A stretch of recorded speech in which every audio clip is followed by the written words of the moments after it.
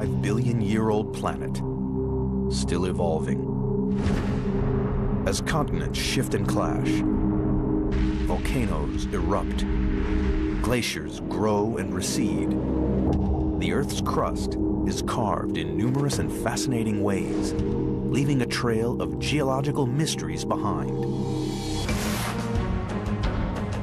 In this episode, the Great Lakes of North America, the largest expanse of fresh water on the planet, are investigated.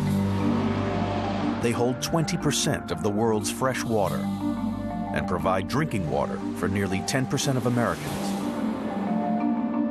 These 5 lakes are among the world's greatest natural wonders, but their origins are a mystery.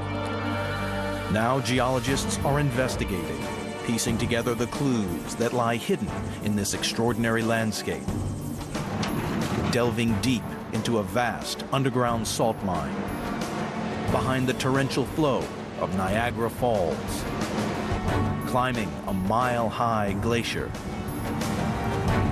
where clues to understanding the Great Lakes formation also provides a window into the formation of the Earth itself.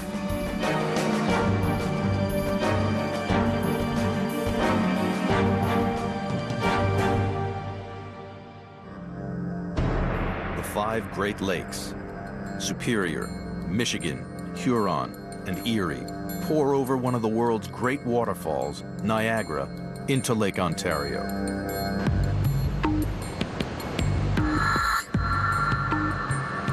The mighty torrent of the falls empties excess water from 4 of the 5 Great Lakes out to the sea. For geologists, the lakes are a natural wonder and a puzzle. And scientists are on the trail of how they were formed, with rocks as their clues, and ice, lava, and water as their suspects. Their investigation begins at these seemingly ordinary industrial buildings beside Lake Huron. Hundreds of feet below ground here, there's a remarkable secret.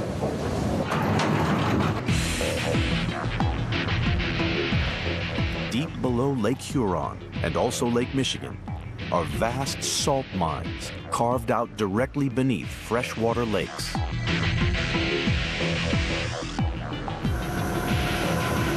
Right now we're 1,750 feet below the surface of the Earth. We're in the largest underground salt mine in the world, and we're below Lake Huron, a large freshwater lake. Amazingly, this salt deposit was uncovered by accident. They were drilling for oil, and they hit salt, and that was the end of looking for oil. They just kept on digging for the salt. This salt deposit is the investigators' first clue. Evidence that there was once an ancient sea here.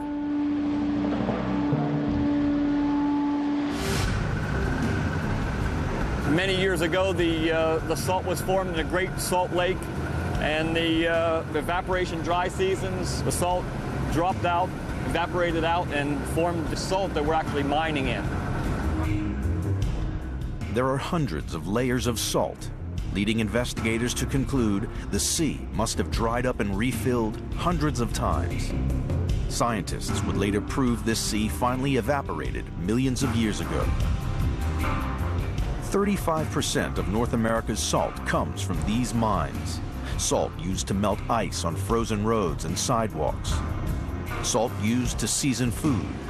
The remains of million-year-old seas, all coming from beneath Lake Huron and Lake Michigan. The salt deposit is massive. There's probably trillions of tons of salt in the deposit. It extends all the way down to Detroit. All of Lake Huron, the salt is under it, and all of Michigan. The salt is soft, and over millions of years, the salt layers should have worn away. Why haven't they? It's because the salt is protected by a vast, impenetrable layer of rock that lies like a giant basin beneath Lakes Michigan and Huron and stretches under Lake Erie. Like the porcelain lining a bathtub, the rocky basin holds the lake's fresh water. Geologist John Zawiski and a team of divers are hunting for clues to the Rocky Basin's origins. They're heading for Thunder Bay, a small island at the edge of Lake Huron. As he walked along the beach, Zawiski discovered some crucial evidence, seemingly insignificant rocks that were overlooked for decades. But Zawiski suddenly realized what he was looking at: fossilized remains of ancient sea creatures. I was seeing something that many geologists had never seen when they visited this island. There were the heads of giant lime-secreting sponges that were some of the main reef builders. Zawiski uncovered a perfectly preserved fossil of a giant sea sponge that must have come from an ancient coral reef.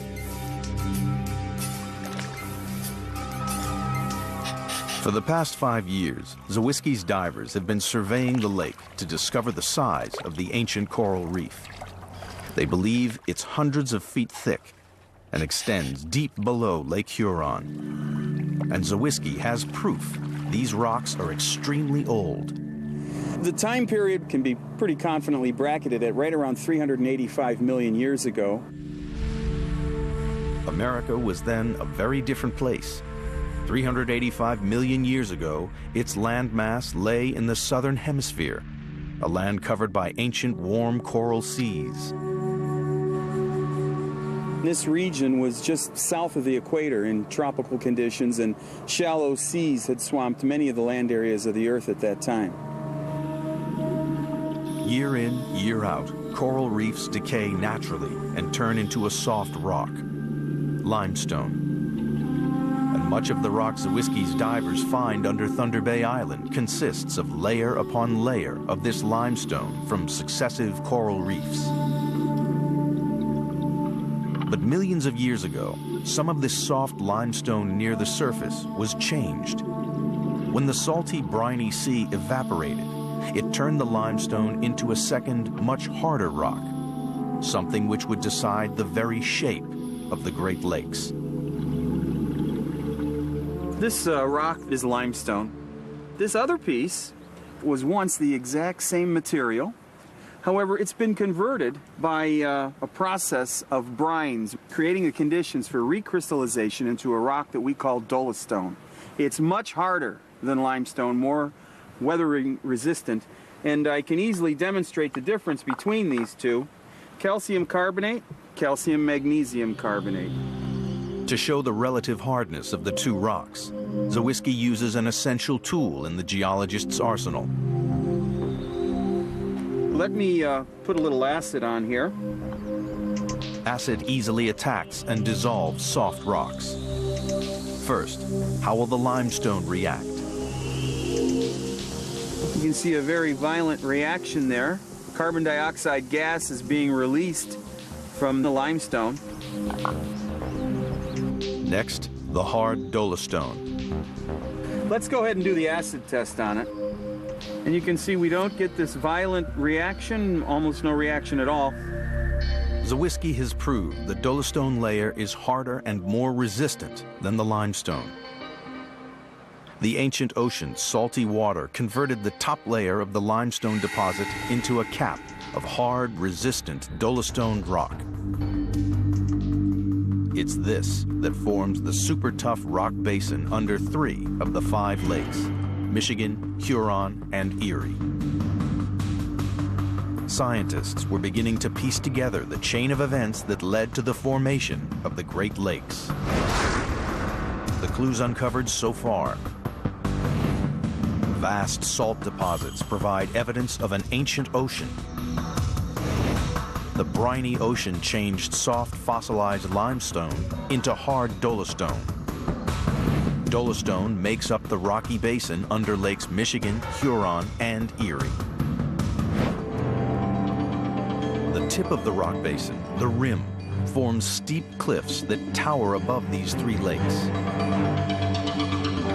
This immense wall of rock, called the Niagara Escarpment, forms the boundaries of these lakes and makes possible one of the world's greatest natural spectacles, Niagara Falls.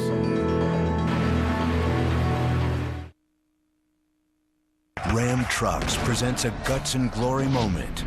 At 70 years old, civilian John Burns marched out of his home and into battle, demanding to serve.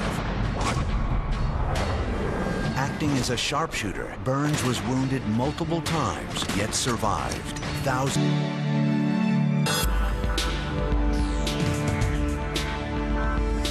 The Great Lakes of North America. Geologists have discovered 3 of the lakes were formed in a vast rock-lined basin laid down by an ancient lagoon. The question is when? And they think the answer lies here, Niagara Falls. Behind this curtain of water lies the evidence to when the lakes were made. Like the overflow from a bathtub, excess water from 4 of the 5 lakes, Superior, Michigan, Huron, and Erie, spills over the falls into Lake Ontario. And all that water is changing the falls, change that can be measured and used to calculate the age of the lakes themselves. The falls were first studied by one of modern geology's founding fathers, Charles Lyell.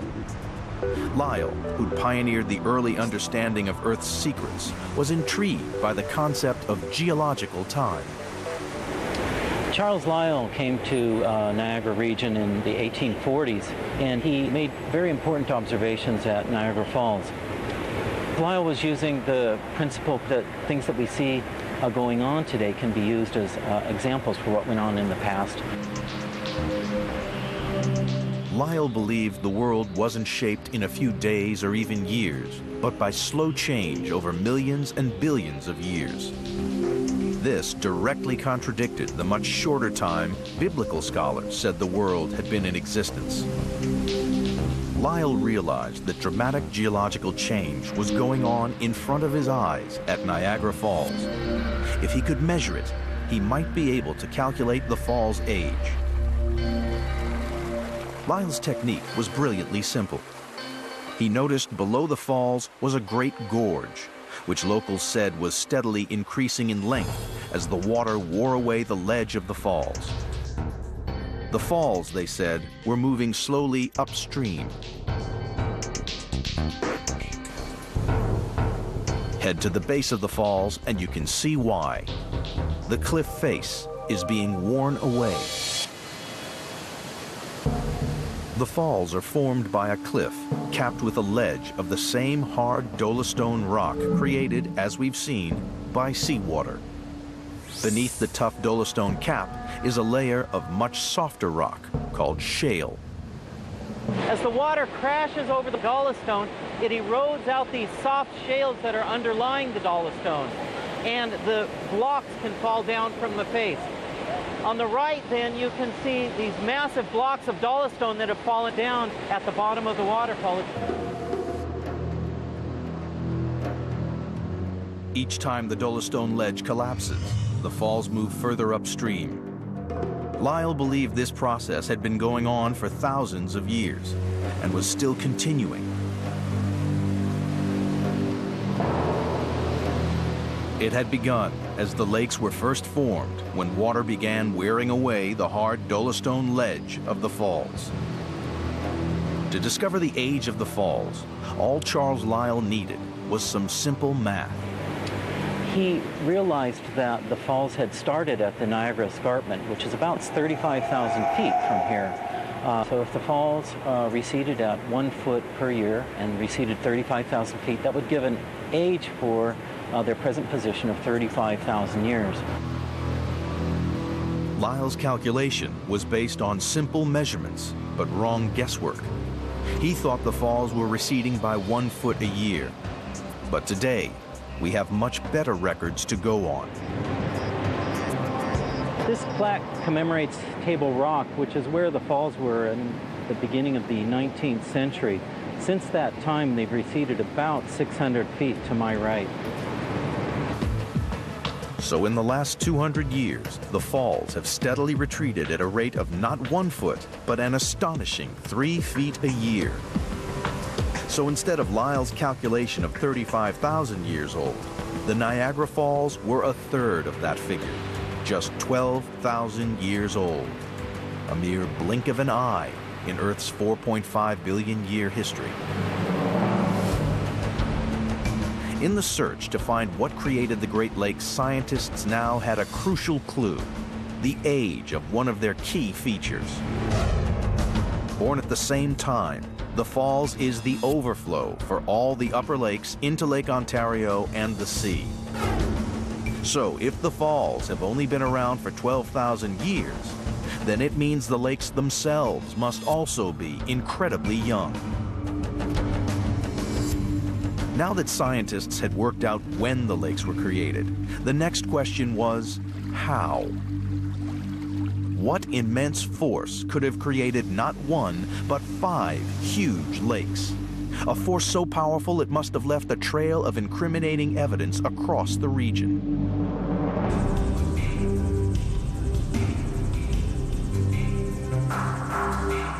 Geologist John Menzies scans the landscape to track the mysterious force that created the Great Lakes. And he spotted something unusual: strange teardrop-shaped hills, one after another, called drumlins. Some are small, fat, and streamlined. Some are extremely elongated. This one is about almost a mile in length, 150 feet high, and about 200 feet across. This is the evidence that John Menzies has been looking for. There are many drumlin fields in North America, but this one is a particularly large field. It has anywhere between 60 and 80,000. So it is truly an enormous drumlin field. Each drumlin points in the same direction, north, to where an immense force came from. This tells Menzies they were all created by the same powerful object. But what was it? The answer lies 4,000 miles away, high in the Swiss Alps. Here, the culprit is plain to see: snow and ice. Switzerland is home to some of Europe's largest glaciers. They're giant rivers of ice that flow down mountain valleys. Glaciologist Dr. Andreas Bauder studies how glaciers can transform the landscape. What he discovers here could also point to how the Great Lakes were made. We measured the movement of the ice. This reflector reflects a laser signal coming from a theodolite, giving us the position of this stake, and so then we can calculate the movement. My colleagues down here are drilling deep holes down to the base of the glacier to install instruments to understand how the glacier is changing here. Bauder's measurements reveal this glacier moves over 10 feet every month.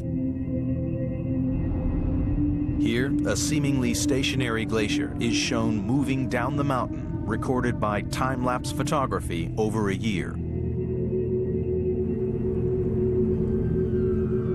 To find out what's driving it, Bauder climbs high up the glacier.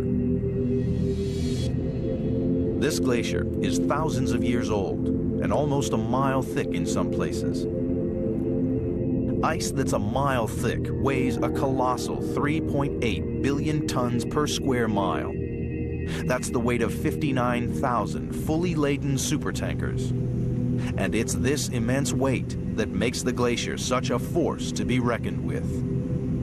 Its weight is slowly pushing the glacier down the valley, gathering anything in its path, collecting rocks and debris. The rocks act like the blades of a giant bulldozer, scouring the ground, digging up yet more and more rock and soil.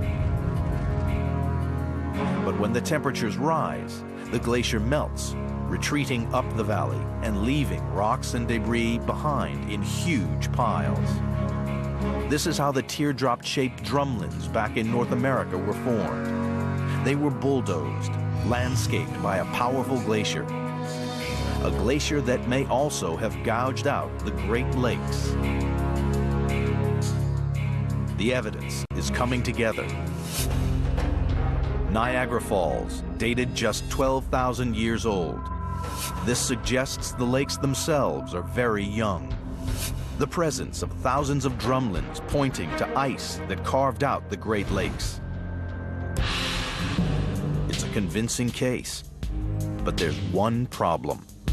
The Great Lakes cover an area 5 times the size of Switzerland. No glacier that size has ever been known to exist. Thursday. Geologists are scouring the landscape, searching for evidence of a massive force. One that was capable of gouging out 12 trillion tons of solid rock, enough to create the Great Lakes of North America. It would be a body of ice so large that it would break every record, defy all logic. Geologist John Menzies hunts for evidence of this prehistoric monster just south of Niagara Falls. This whole area was covered by the ice with a tremendous torrent of sediment and water between the ice and this bedrock. And as the sediment moved across, it produced these superb striations and parallel scratches and marks. And there's another clue. Giant boulders of hard crystalline rock called granite. These hard, massive rocks sit in a flat, sandy landscape. They shouldn't be here. This is what we refer to as an erratic boulder. It's granite. It weighs some 80 to 100 tons. It would actually be frozen up into the base of the ice and then moved kind of like a conveyor belt along on the base of the ice down to this part of southern Ontario, some 400 or 500 miles to the south from the Canadian Shield, where with ice retreat and the eventual melting of the ice, this boulder's been left to sit as we see it today. Erratic boulders moved hundreds of miles from northern Canada, scratches on the bedrock, and drumlin hills. The evidence is mounting. There was ice here once, lots of ice. Geologists map these glacial features together, and an extraordinary picture emerges. Not of a glacier, but of a vast ice sheet 1 mile thick and over 2,000 miles long. It stretched all the way from the North Pole as far south as Chicago and New York, leaving a trail of destruction in its path. Here was a force powerful enough to create the Great Lakes. But even this vast sheet of ice couldn't have gouged out basins that are over 1,300 feet deep. It seemed the culprit wasn't working alone. At Scarborough Bluffs, just 100 feet from Lake Ontario, John Menzies has spotted an unusual deposit at the cliff face. Layers of rock provide him with a kind of geological time machine. The deeper he looks, the further back in time he goes. You could say that this is a journey through the last 60,000 years of geological history in this part of Canada. This lower formation is 65,000 to about 40,000 years ago. The next layer is between 25,000 and 10,000 years ago. Menzies focuses on the dark layers sandwiched between the light ones. What we have here is a sequence of sediments which illustrate the movements of the ice front back and forward across this part of Canada. These dark layers mark the exact end of each ice age, formed of organic material when plants grew again at warmer temperatures. Here, John Menzies has proof that ice ages return twice to this spot during their cycles of destruction. In fact, across the Great Lakes region, geologists have found evidence of up to 10 separate, enormous ice sheets. As each new ice sheet advanced, it carved the Great Lake basins deeper and wider, eventually forming the largest lake system in the world. But the ice left vast areas unscathed. It suggests there was some other force at play, something in the lake's ancient past that set them apart from the surrounding landscape, making them particularly vulnerable to the ice sheet's attack. Menzies decided to dig deeper, down to the landscape that existed before the ice ages. Going back 2.5 million years, he found evidence of a chain of ancient rivers flowing across what's now the Great Lakes region.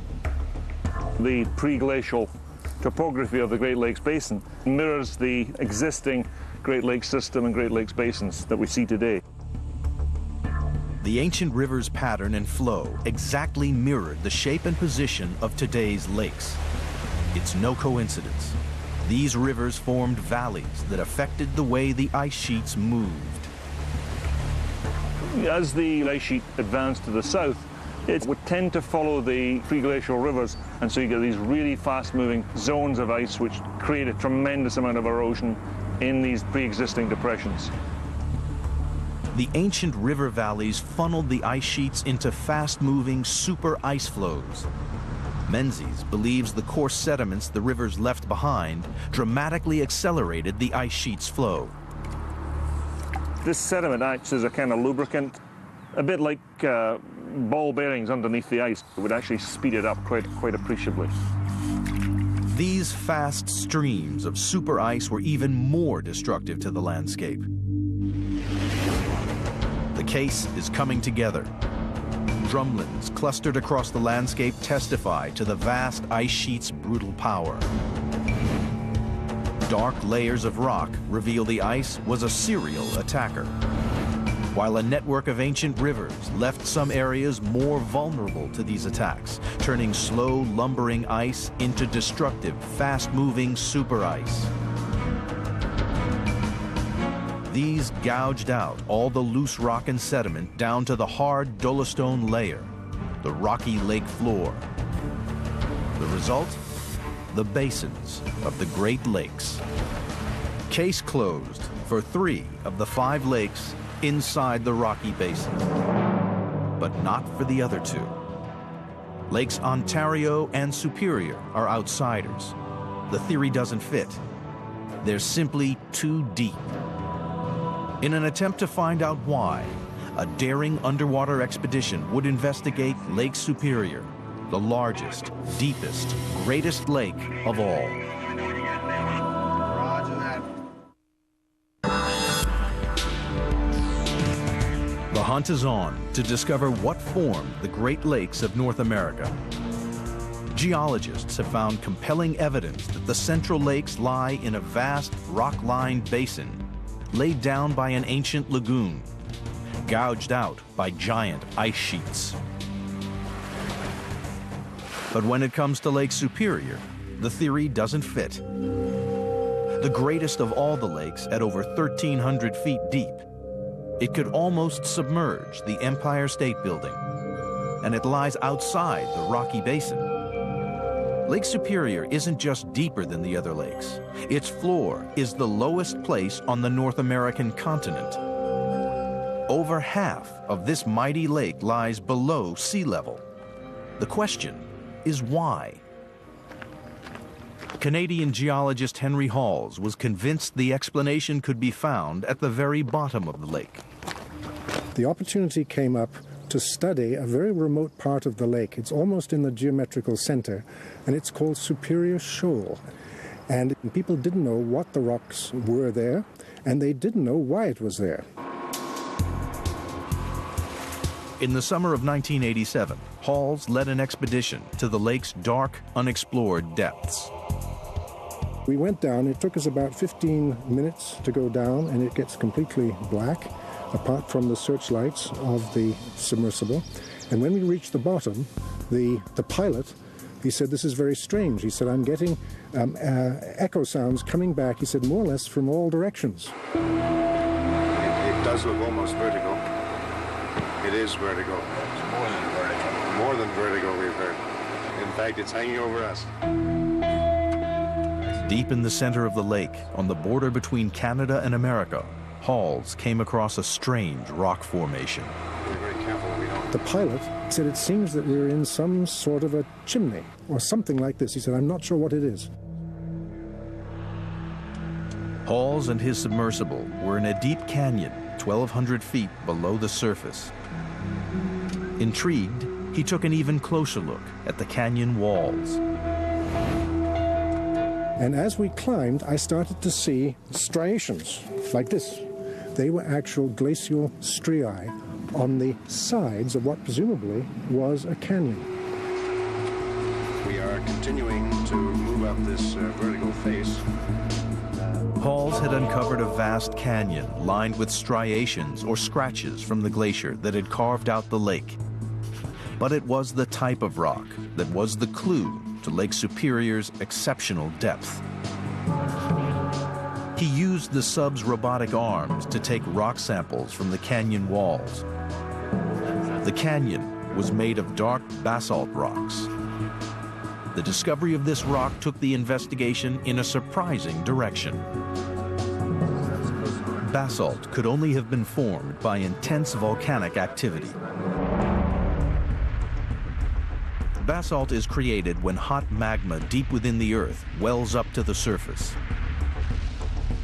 A billion years ago, immense forces pulled the Earth's crust apart here, forming a rift valley.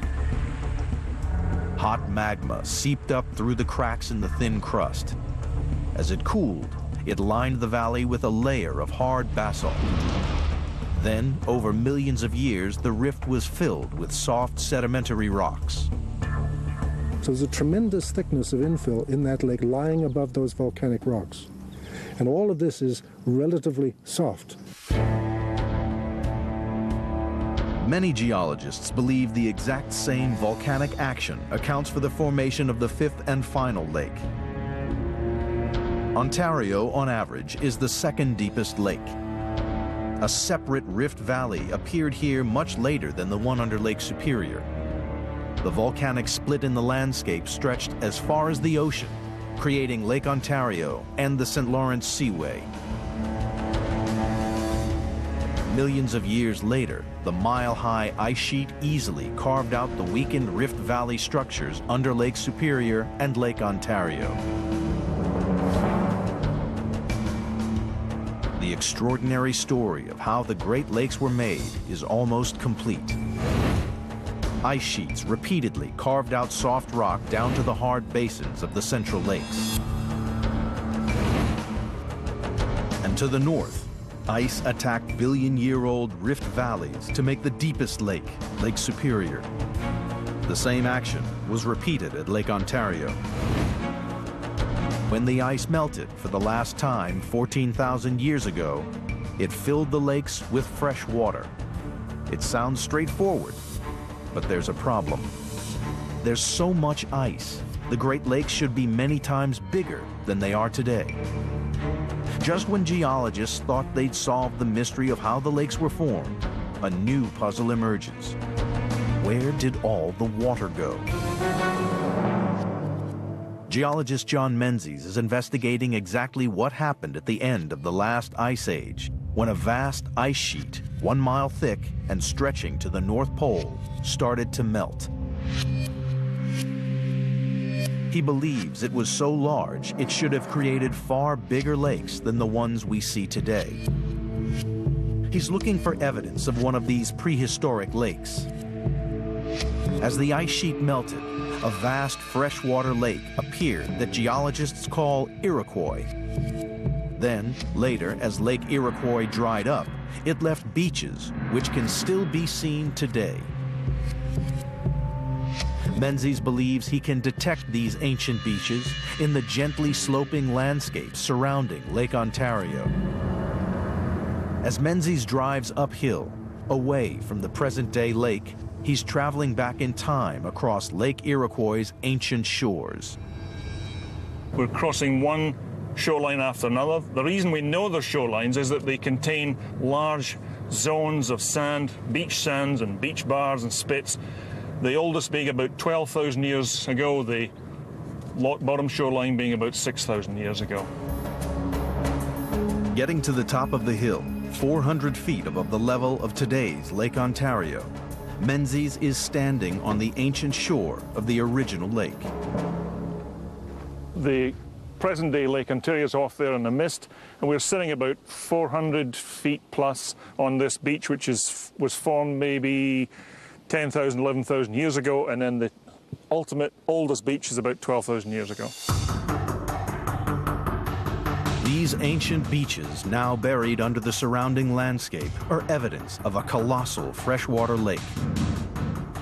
We're looking at a vast amount of water. When you think of the water, it's stretched from here to beyond the present lake, way into New York State, beyond into Rochester, so it's a huge, enormous inland sea.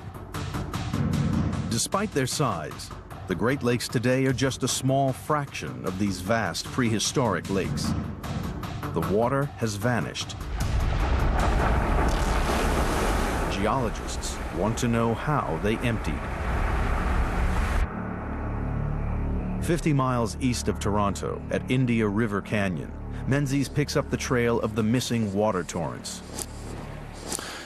Okay, what we have here is an enormous subglacial pothole formed by subglacial meltwater exiting underneath the ice sheet, typically formed with a large roller ball which rolls around in these really torrential vortices.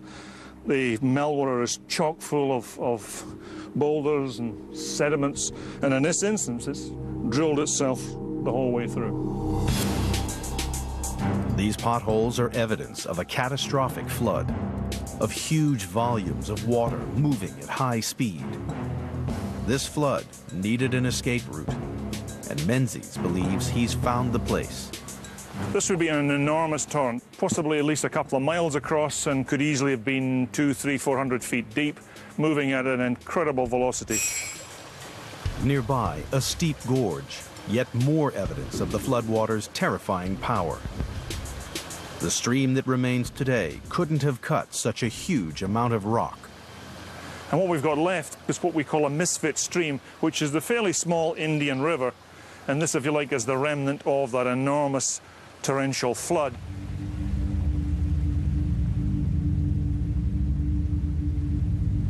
Geologists believe as the ice sheet retreated, it uncovered this ancient India River outlet, allowing vast amounts of meltwater to tear down towards the sea. Finally, 12,000 years ago, the ice retreated, freeing the St. Lawrence Seaway and allowing the lakes to settle into their present flow. The story of the Great Lakes is coming together. Ice sheets repeatedly ground out deep basins, digging out ancient weaknesses in the Earth's crust. Prehistoric beaches show that when the final ice sheet melted, the water flooded the basin to create vast superlakes like Iroquois. And as the ice finally retreated 12,000 years ago, the excess water drained away to leave the Great Lakes we know today. Night has... The Great Lakes evolved over 1 billion years. Today, they're a vital link between the cities bordering the lakes and the sea. They provide over 20 million people with drinking water and irrigate crops throughout the Midwest. But in the past few years, fears have grown about the Great Lakes' future. Water levels are falling. People who have worked the lakes for years believe they can already see a change. We noticed a drastic decrease in water levels right after the September long weekend, where the water in a week dropped a foot, and throughout the remaining of the fall, it went down about another 2 feet. And you can notice that by the pinker or the brighter colored rock versus the rock that's typically exposed to the weather. And what we saw there was a clear example of how the water has dropped a good 3 to 4 feet. Many have been quick to blame global warming for the fall in lake levels. But geologists believe there is another force at work. The ice sheet that cut out the lakes was so heavy, it pushed down on the Earth's crust. Now the ice sheet has gone, the crust is bouncing back. Incredibly, 9,000 years since the end of the last ice age, the ground is still lifting. In the north, where the ice was thickest, land has risen by as much as 1,800 feet since the ice melted away. Toronto's famous CN Tower appears to be getting higher. As the crust bounces back, the land it's built on beside Lake Ontario rises nearly an inch each year. The CN Tower is part of the landmass here, so in fact it's rising out of the land. In fact, the whole land surface is rising slowly. Lake Nipissing today is a small body of water to the north of Lake Huron. 12,000 years ago, when the ice began to melt and Lake Nipissing first formed, it lay at sea level. Lake Nipissing, an enormous lake there. Again, as the land rebounded, so the lake eventually drained out and the land rose slowly, so the land is now 400, 450 feet above sea level. Geologists call this crustal rebound, and it dramatically affects the delicate balance of the network of small rivers that feed the lakes. This is an interesting example. If we think of trying to explain crustal rebound, and we look at this river as it flows out into the lake at the moment, if we have crustal rebound, the land comes back up, this river in fact will cease flowing out into this lake. It's this crustal rebound that's partly responsible for the fall in level of the lakes. And as the lakes empty, their weight decreases, allowing the crust to bounce up even faster. Lake levels will fall, so the amount of water in the basin will in fact become less, and the effect of that will increase the rate of crustal rebound. The land will come up even faster than it's already doing and continues to do. As the crust rises, the lakes slowly empty. But in a few thousand years, the lakes will face another, even more dramatic change. One of the exciting things about geology these days is not only looking at the past, but is looking into the future. In other words, having the ability to start to predict what might happen in the next several millennia. And the future is here at Niagara Falls, at least in geological terms. Every year, the falls are retreating 3 feet upriver. Only 12 miles and 21,000 years to go before they're back into Lake Erie.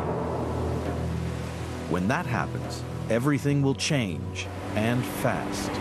If the falls eroded all the way back to Lake Erie, which would take some thousands of years, the levels of all the upper Great Lakes, Huron, Superior, and Michigan, would adjust to the lowered level of Lake Erie by dropping as well. The land between the falls and the lakes acts as a block. It's the Niagara Escarpment, topped with hard dolostone rock. When the falls cuts its way through this rock, the water levels in all the lakes to the west would drop by a staggering 180 feet, the height of Niagara Falls. Almost all of Lake Erie would drain away. One day, the lakes may disappear altogether. But geologists also predict a new cycle of ice ages will begin again. So an ice age would begin, and this ice age would then cover, we would expect, at least 30% of the land surface, as it did in the previous ice ages. And when the ice returns, the lake basins will be cut even deeper before filling again with water. The largest freshwater lake system in the world has had an extraordinary past. A basalt-lined canyon discovered at the bottom of Lake Superior shows that 2 great rifts opened up below Lakes Superior and Ontario. Fossilized sea sponges are evidence of an ancient briny sea that laid down the rocky bowl that holds Lakes Michigan, Erie, and Huron. Thousands of drumlin hills are proof that vast ice sheets repeatedly scoured out the lake basins. Born just 12,000 years ago, the Great Lakes as we know them today are just a transient feature. They've only existed for the geological blink of an eye. But their story hasn't ended yet. The Great Lakes are changing and evolving, an endless process like the Earth itself.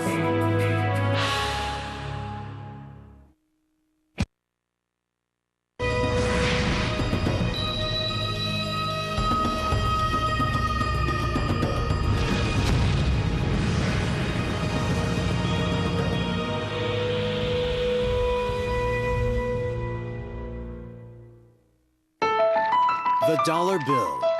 We see it, earn it, and spend it every day. But when do we ever really look at it? Embedded in its design are mysterious images and ancient symbols. There's a very distinctive emblem, an uncompleted pyramid with the all-seeing eye of Providence at the top. But why are they there? And what do they mean?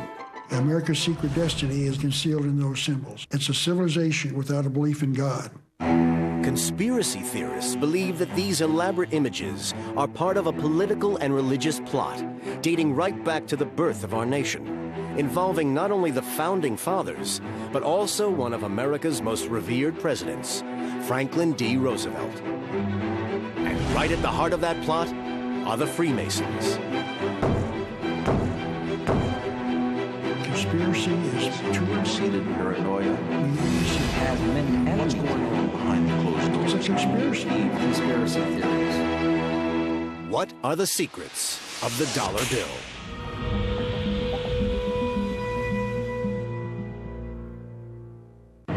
A close look at the dollar bill reveals a complex design. It's loaded with images that have great symbolic significance. A pyramid, an all-seeing eye, an eagle, or is it a phoenix? What are they supposed to mean, and how did they get there? Conspiracy theories abound, fueled by radio phone-ins, contentious publications, even Hollywood blockbusters. But where does the truth lie? It all begins with this, the Great Seal, the official badge or coat of arms of America. It is this symbol that is known globally as the centerpiece of the dollar bill. And by understanding the seal, we can begin to decode the secrets hidden in the dollar's design. Most people, of course, when they think of the Great Seal, they think of the obverse, or the front side. And that is an eagle with arrows and olive branch and six-pointed star above the eagle's head. And that basically was a symbol that most Americans accept as our seal. But on the back of the dollar, there are two circular designs, because the original Great Seal was two-sided, like a coin, with a front and a back. The front side showed the now familiar American eagle, but the other side showed a much more mysterious image. It's a totally different experience altogether. And there are symbols on it which aren't American. There are no pyramids in America. But this pyramid was on the original two-sided design, which was created as the official seal of America. For thousands of years, cultures and peoples and governments have used seals to formalize and authenticate documents and indicate ownership and provide security. The seals were enormously important because they supposedly told you the origins of the nation and its meaning, and to others who got deeply into heraldry, its purpose. Since its creation, the eagle side of the Great Seal has been an American icon. But the reverse side, showing the pyramid, is only ever seen on the back of the dollar bill. So why was it designed with two sides? And what do these images say about America's purpose?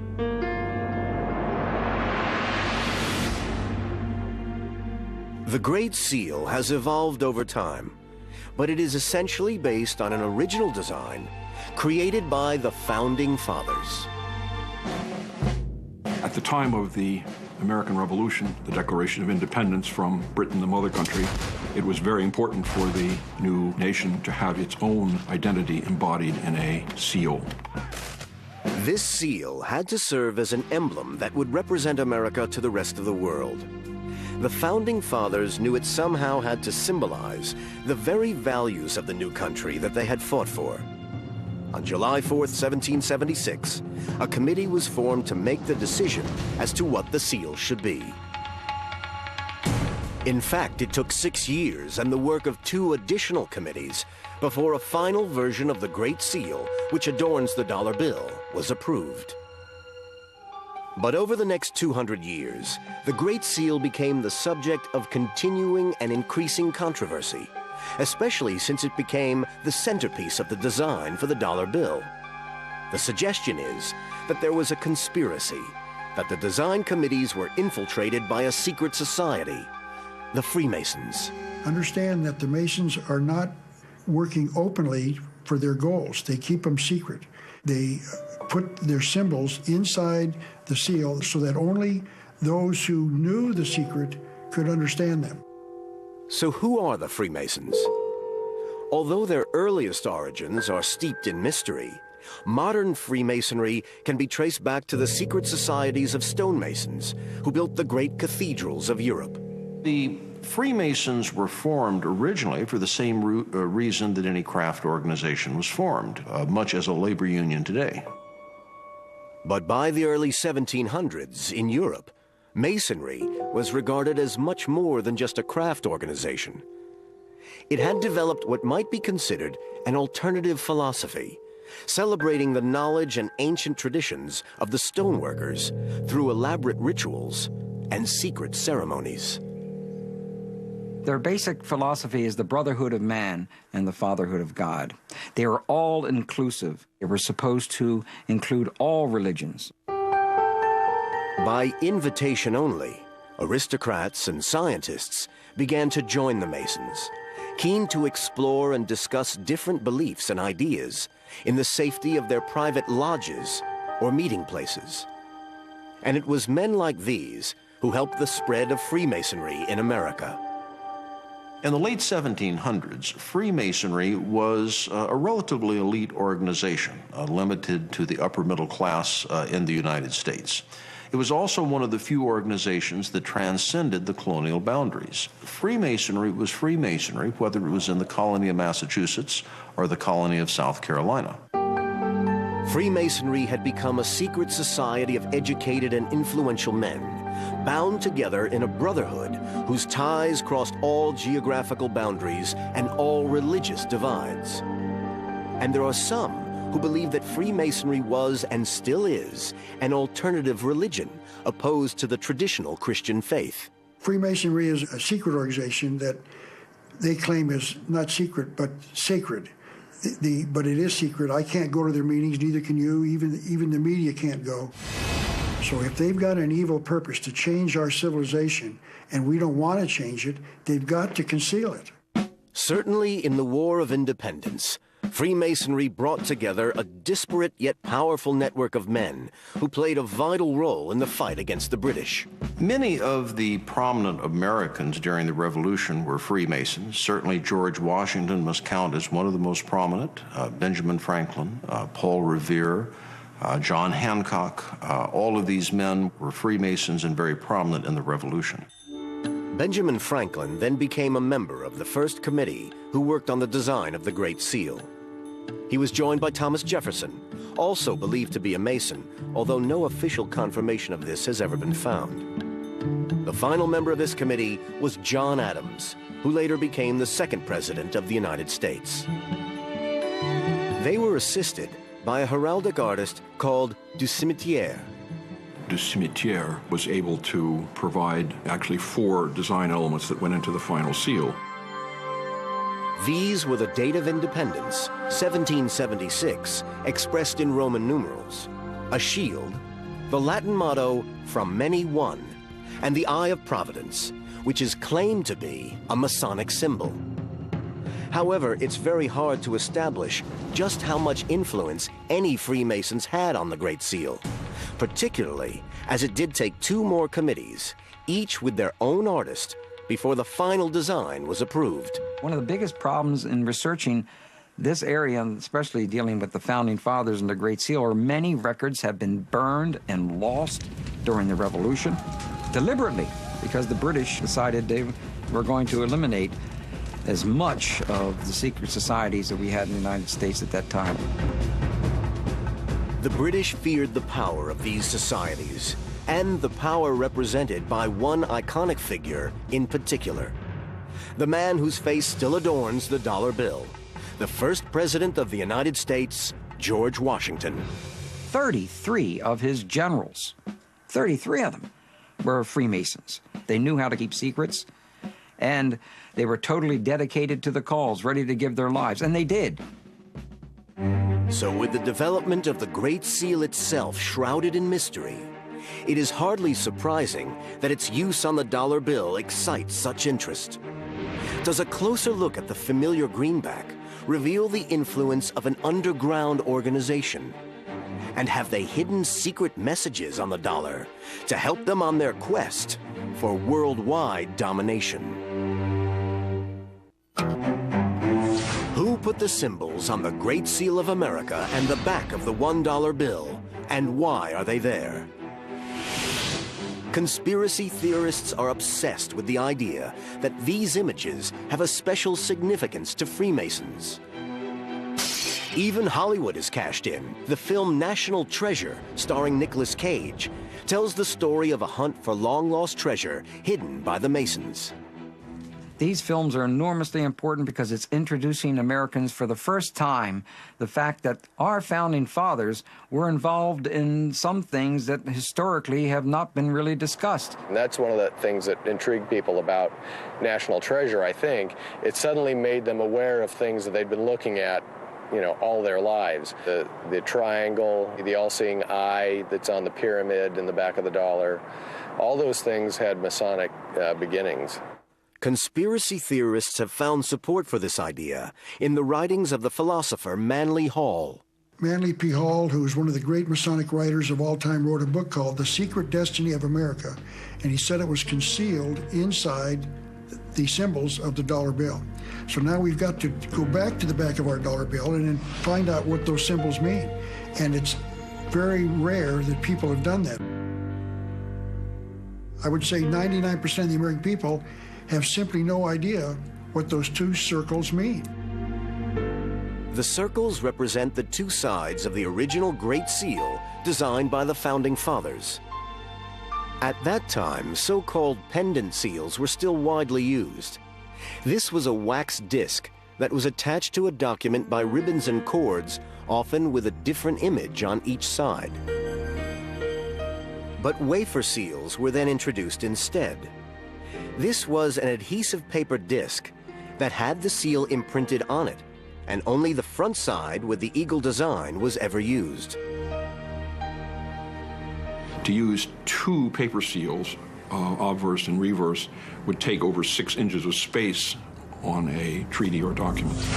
But some theorists question whether this is the real reason for the failure to use the reverse side of the seal. When you look at the Great Seal of the United States, on the reverse of the seal, there's a very distinctive emblem, an uncompleted pyramid with the all-seeing eye of Providence at the top. The all-seeing eye is a symbol that is indeed used by the Freemasons. It's suggested the pyramid was added by an artist named Francis Hopkinson, who had helped design the American flag. He was the advisor to the second committee charged with creating the Great Seal. And he was also believed to be a Freemason. Francis Hopkinson served as the designer of the Connecticut $50 note, and in that design he placed an uncompleted pyramid within a circle on the note. Having used that design successfully in Connecticut, he suggested it again for the United States. But why put a pyramid on an emblem for the United States? If Hopkinson was a Freemason, then perhaps it might make sense.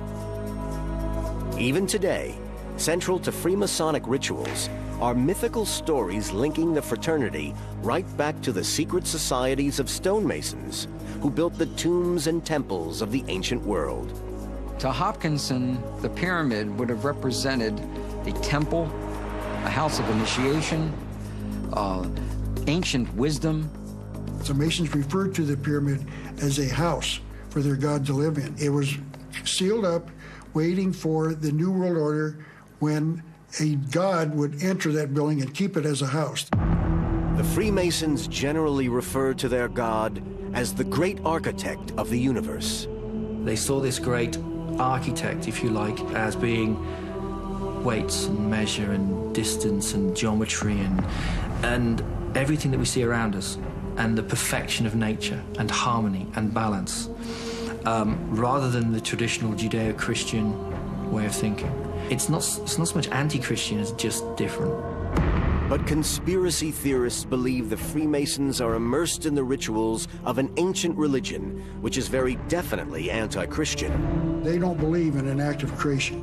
And a man who does believe in a creation believes in a, quote, monstrous absurdity, unquote. The pyramid is where they initiate people into this ancient mystery religion of a universe without a creator God. And that the pyramid on the Great Seal is unfinished is also significant. The meaning is that when the capstone of the Great Pyramid is finally lifted into place. That's when America will truly become the nation that it is supposed to be. The emblem of the pyramid is just the beginning of the case mounted by conspiracy theorists to see hidden Masonic codes and messages in the iconography of the dollar. It's claimed that the eye at the top of the pyramid is also a Masonic image, taken from Egyptian hieroglyphs. Something the ancient Egyptians called the Wadjet eye.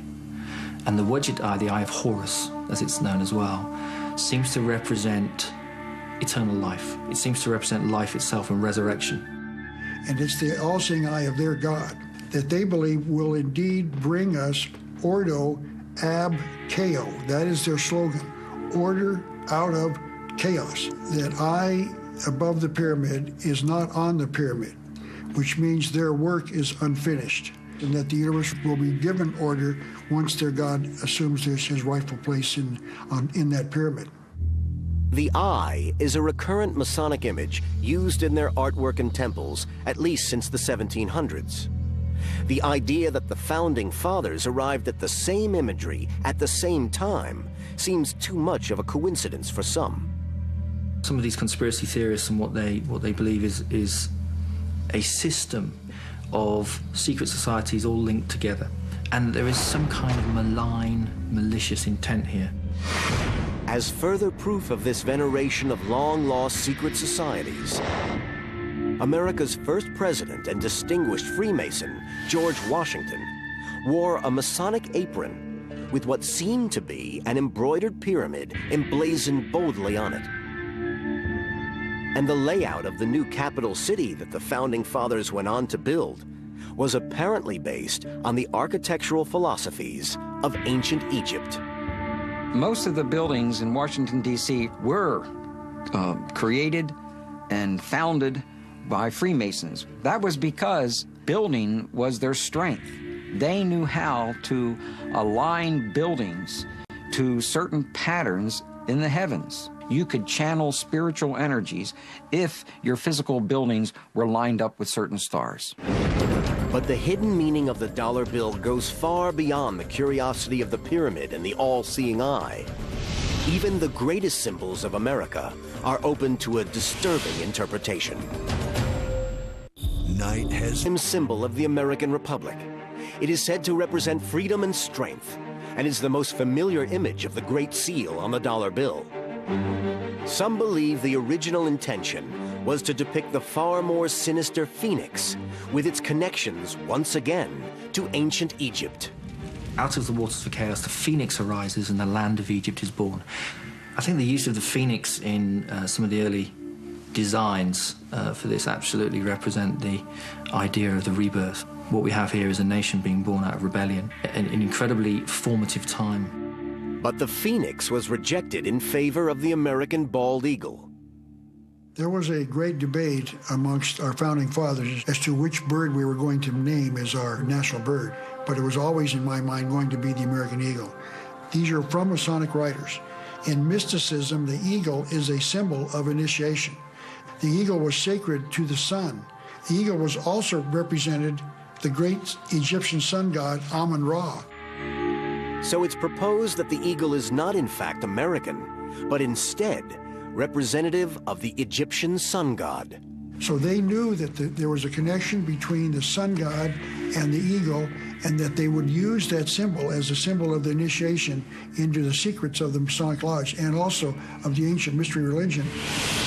Conspiracy theorists say the stars above the eagle's head helped to prove that the Masons embedded their messages on the dollar bill. Above the eagle's head is a cluster of stars, 13 five-pointed stars, and when you draw lines between them, you'll draw a six-pointed star. If the star is then lifted up and placed over the image of the pyramid, it points to specific letters in the Latin inscriptions surrounding it, which are believed to be an anagram.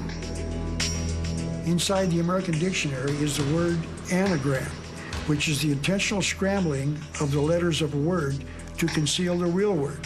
So if you re-scramble, you get Masons. This is how we know that the Masons originated the drawings for the Great Seal of the United States. This search for concealed meanings in the iconography of the dollar bill is not confined to the images alone. it is claimed that the number 13, the most feared and superstitious number of all, is hidden throughout the symbols on the $1 bill. The Masons in 1960 issued an article inside the New Age magazine in which they identify the number 13 and the numbers of different symbols connecting itself to 13 as being Masonic. They point out the repetition of the symbolic number 13. There are 13 leaves on the olive branch in the right claw, 13 arrows in the left claw, 13 stars above the eagle's head, and 13 bars and stripes on the shield.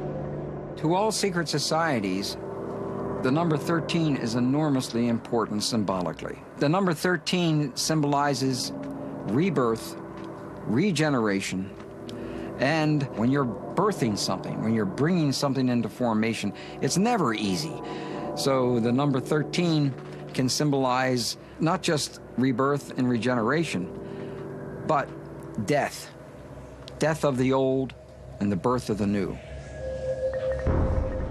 So there's an intentional concealing of the number 13 as being a Masonic number on the back of our dollar bill.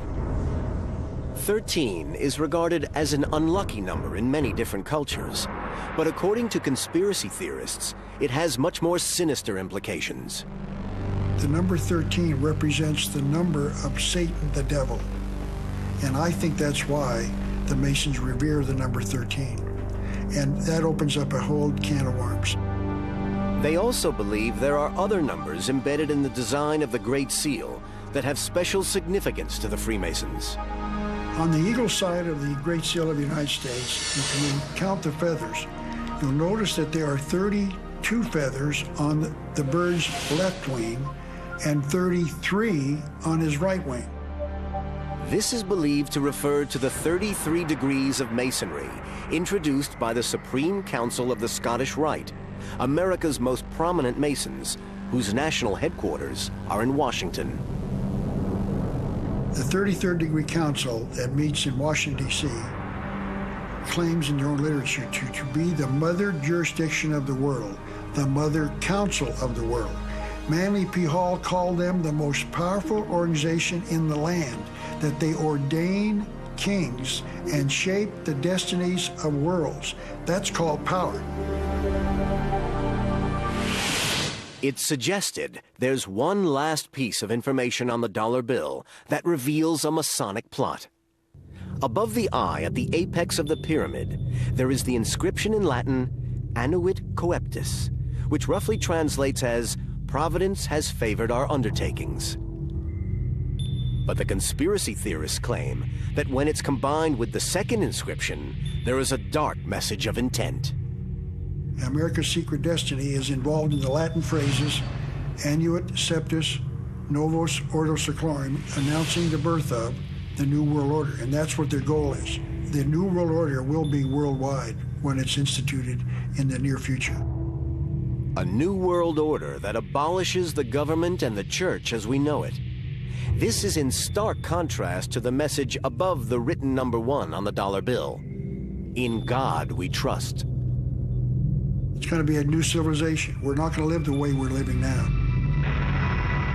It is predicted that this new world order will be a global phenomenon, ignoring all national boundaries and ownership of property. All traditional religions will be replaced by a new belief system, one dictated by the Masons.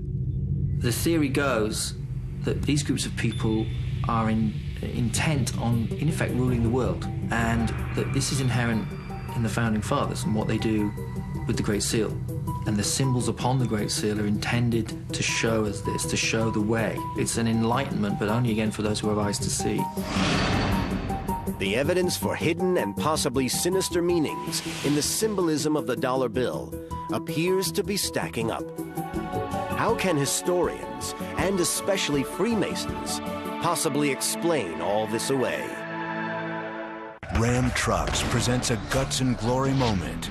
At 70 years old, civilian John Burns marched out of his home and into battle, demanding to serve. Acting as a sharpshooter, Burns was wounded of it. The suggestion that the dollar bill conceals hidden messages seems plausible, They were supposedly inserted by a small sect of Masons who had a hand in creating first the Great Seal and later the design of the dollar bill. Freemasons themselves find the whole idea of an elaborate conspiracy just laughable. You can also believe that Jews or Catholics or Muslims or Protestants are out to take over the world and force everyone to have their religion. And I don't believe that's true. So if anyone cares to think that the Freemasons are out there to serve themselves and themselves alone, I can't stop them, but I don't believe it. The establishment for the last 2,000 years has been a Christian establishment in the Western world. It's been an establishment where the church and state have been very closely interacting. And anything that comes against that norm, and claims an earlier heritage, or more sacred ideals, or symbols that mean deeper things than the whole of the Christian heritage, I think that's the problem. And it strikes fear into the hearts of the establishment. Perhaps the Freemasons have become a victim of their own secrecy.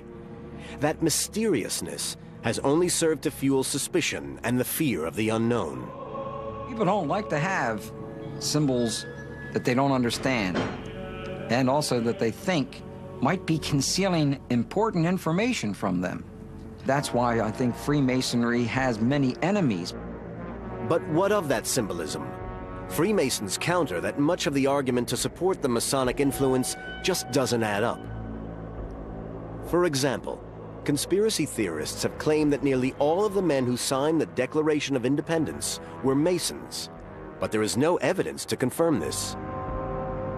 56 men signed the Declaration of Independence. 9 of them can be verified to be Freemasons. And when I say they can be verified, we have actual records of them having attended a lodge, or we have a membership certificate. For the Constitution, there were 55 delegates to the Constitutional Convention in Pennsylvania. 39 of the delegates signed the Constitution of the United States. 11 of those 39 can be verified to be Freemasons.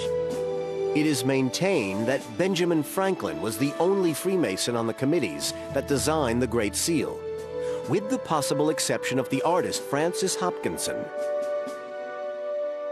It's often claimed that Thomas Jefferson was a Freemason. The best evidence that they can offer is that the Freemasons marched in his funeral procession. Of course, every civic organization in the state of Virginia and every civic organization that could travel there marched in his funeral procession, so that's not surprising. Modern scholars have looked at the record, and it's completely lacking. When you look for the hard evidence, there is nothing there. Jefferson was not a Mason. And although Benjamin Franklin was certainly a Mason, he was not instrumental in suggesting all the symbolism. That was the responsibility of the artistic advisors the committees used to help with the design. Well, if you look carefully at the committees who helped design it, you find that there were no Freemasons that actually added to the design of the Great Seal of the United States. If it was the artistic advisors that chose the images, it's possible their inspiration had nothing to do with the Masons. Graphic symbolism is as important in the 18th century as it is now in the 21st century. So there was a standardized visual language which stood across Europe and, of course, the United States. At a time when many people still couldn't read, this common visual language was taught through the use of emblem books. It was a code that you didn't have to break, that you were brought up with. So if you saw a particular sort of graphic symbol, you made certain sort of associations with it. It is suggested that the Egyptian imagery used on the Great Seal was part of this common visual code, rather than being specifically Masonic. Certainly, Masonic lodges have used pyramids as a decorative motif, but none are officially adopted as symbols. And as for the all-seeing eye, Freemasons accept its significance, but suggest it was a popular logo of the time. The all-seeing eye has been a symbol that has been used traditionally to express the deity. So if you were looking for a compact way to represent God, then the eye is small, it's compact, and it lends itself to very impressive artistic renderings. Under this interpretation, the Founding Fathers were saying that God was looking over America, and according to their own words, setting out the reasons for the design. The pyramid signifies strength and duration. The eye over it and the motto allude to the many signal interpositions of providence in favor of the American cause. The question of the eagle is also less straightforward than the conspiracy theorists suppose. Benjamin Franklin, the Masonic master, was in fact opposed to the emblem of the eagle, preferring, as he wrote to his daughter, the wild turkey. I wish the bald eagle had not been chosen as the representative of our country. He is a bird of bad moral character. The turkey is, in comparison, a much more respectable bird. He is besides, though a little vain and silly, a bird of courage. Benjamin Franklin wanted to use a wild turkey because it was a very wily, tricky bird that was very smart. The eagle, on the other hand, is a carrion eater, and he didn't think it was very noble. But the bald-headed eagle is a beautifully impressive bird. For better or worse, the United States rejected Ben Franklin's turkey and accepted the eagle as a symbol of power and majesty for the United States. So, an innocent explanation for the eagle. Even the sinister recurrence of the number 13 is played down.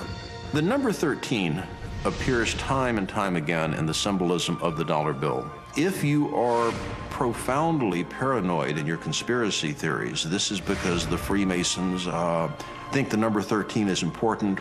And of course, there's the simpler explanation that there were 13 colonies. Number 13 has no significance to Masons. According to the official explanation, the 13 stripes on the shield represent the 13 original states. The motto, E pluribus unum, from many one, alludes to the union of these states. The olive branch and the 13 arrows denote the power of peace and war, which is exclusively vested in Congress. The constellation of stars above the eagle denotes a new state taking its place and rank among other sovereign powers. The Freemasons counter that all the symbolism seen on the dollar would have been common currency at the time the Great Seal was designed. And more importantly, they dismiss any notion of a plot to establish a new world order.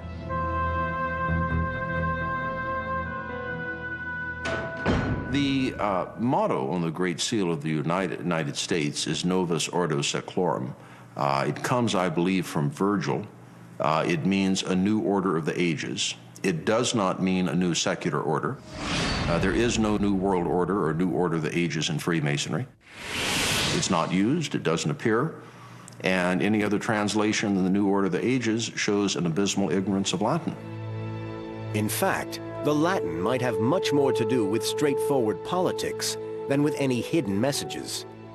The Founding Fathers were referring to the birth of the new nation with a new form of government. Novus Ordo Seclorum means basically the new order of the ages. What is the new order? The new order is a republican form of government, not a political party republican, but a representative form of government. America was not set up to be a democracy. America was set up to be a republic, and a republic means a representative form of government. Despite attempts to downplay the influence of Freemasonry, there seem to be too many mysteries about the dollar bill for which Masonic imagery offers a plausible explanation. And the success of the film National Treasure suggests a public willingness to see hidden meanings in the mundane. And there is one last, perhaps clinching piece of evidence. It involves a mysterious guru. Inspiration for the eye-catching symbolism of the Great Seal remains controversial. Just how much the Freemasons were actually involved is debatable. But one thing is certain. That symbolism was only transferred to the dollar bill in 1935. And the man responsible was the President of the United States, who was also a Freemason. The Great Seal's placement on the dollar bill is quite an extraordinary story. Secretary of Agriculture Henry A. Wallace, later Vice President Wallace, has taken credit for the suggestion that led to putting the Great Seal on the back of the $1 bill. Henry Wallace was a high-ranking Mason. He also had a lifelong interest in mysticism and the occult. He came across a book about the history of the Great Seal and was struck by the image of the reverse, which he had never seen before. He saw this pyramid in the eye in a triangle, and since he was a student of symbolism, and he had a guru, he had a teacher who pointed at this symbolism as being enormously important for the United States of America, and also he was a Freemason. This guru or teacher was a mysterious figure named Nicholas Roerich. Nicholas Roerich was a Russian mystic and an artist. And he traveled widely, especially in the 20s, to various nations that he felt that Lord Jesus Christ traveled in. His interest was making contact with Christ and trying to determine when Christ was going to return. Roerich came to New York for a period in the 1920s, and it was then he met Wallace. I think he had extraordinary influence over Wallace. Roerich, when you look at his paintings, you begin to understand this guy was a multiple genius. To be just around a person like that has to affect your consciousness and help you see meanings for things. There was much public disapproval for this relationship, and in later years, Wallace was ridiculed when letters he wrote to Roerich, referring to him as Guru, were made public. This became very embarrassing later on to FDR and Henry Wallace because they were trying to say basically that Nicholas Roerich also served as a spy and was a communist. Roerich, strangely enough, after he inspired Wallace, who inspired FDR, finally gets to the point where he is no longer welcome because of his spiritual beliefs. But through Roerich's teachings, Wallace well understood the importance of symbolism as an effective means of communication. And as a Freemason, he was struck by the image of the pyramid with the all-seeing eye above it. It is possible that Franklin and Wallace, as Freemasons, were familiar with the all-seeing eye as a symbol of God because they had looked at Renaissance drawings or paintings where it's used. But conspiracy theorists think there's much more to it than that. The Masons have to conceal their hidden agenda, their secret agenda for the United States. And so they offer the explanation that it was available in books of symbolism, that people were aware of these, and that's where they come from. And I don't believe that's true at all. But beyond the familiar all-seeing eye, Wallace saw in one of the mottos a reflection of his president's administration. Henry Wallace felt it was of some value that the Novus Ordo Seclorum meant the new order of the ages, meaning the New Deal. And so he went to President Roosevelt and asked that they adopt it.